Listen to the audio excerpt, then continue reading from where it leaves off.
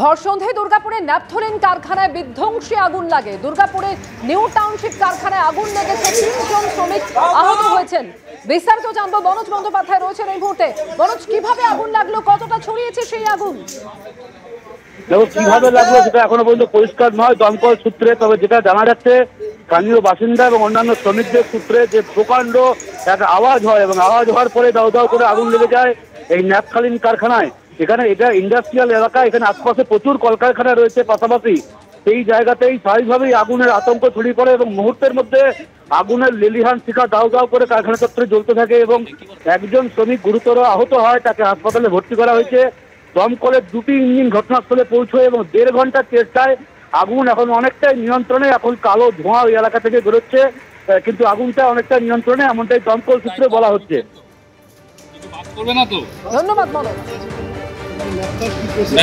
জল দেওয়া যায় না।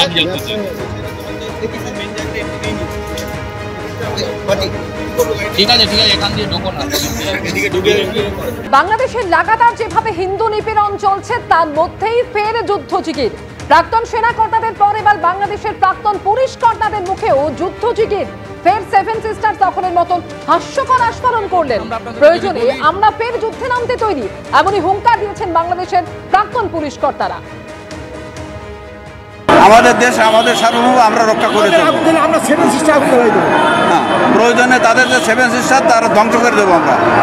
আমরা দেশের জন্য জীবন দিব, প্রয়োজনে আবার আরেকটা যুদ্ধ করবো। আপনাদের সময় বাংলাদেশ ভারত সম্পর্ক কেমন ছিল?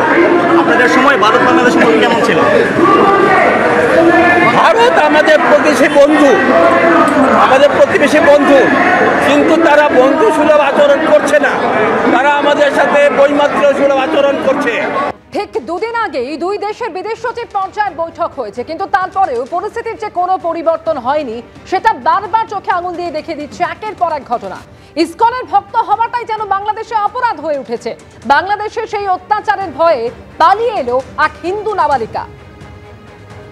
আর এখানেই শেষ নয়, মৌলবাদীদের ক্রমাগত হামলার মুখে পড়ে প্রাণ বাঁচাতে এবার আশ্রয় বাংলাদেশ। নদী সাঁতরে বাংলাদেশ থেকে ভারতে ঢোকার চেষ্টা হিন্দু যুবকের, যদিও বিএসএফ তাকে শেষ মুহূর্তে আটক করে। অর্থাৎ বুঝতেই পারছেন পরিস্থিতি এমন জায়গায় পৌঁছেছে যে প্রাণ বাঁচাতে ভারতে আশ্রয় নিতে চাইছেন কেউ কেউ।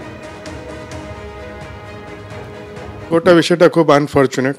আপনারা বুঝতে পারেন কি একা মেয়ে 17 বছর নাবালিকা, ও আগে ওকে কেন এখানে আসতে হলো? আমি যত জানি ওনার মা বাবা দুইজনই খুব অসুস্থ বাংলাদেশে, ওদেরকে হুমকি দেওয়া হচ্ছিল। ওরা ভয়েতে মেয়েকে বলেছে কি তুমি ভারতে চলে যাও আমাদের রিলেটিভের পাশে, কেন কি এখানে তুমি সুরক্ষিত থাকতে পারবে না, আমরাও তোমার রক্ষা করতে পারবো না। সেই কন্ডিশনে ও এটা ক্রস করেছে, কিন্তু আমরা দেখলাম কি এখন ও কাস্টাডিতে মনে আছে, কোর্টে প্রডিউস করা হবে। তো এটা খুব আনফর্চুনেট। আমরা যাচ্ছি কি ওরা তো নিজে ইচ্ছা থেকে শখে ঘুরতে আসছে না, ওখানে পরিস্থিতি খুব ভয়ঙ্কর, সেই জন্যে নিজেকে বাঁচাতে আসছে।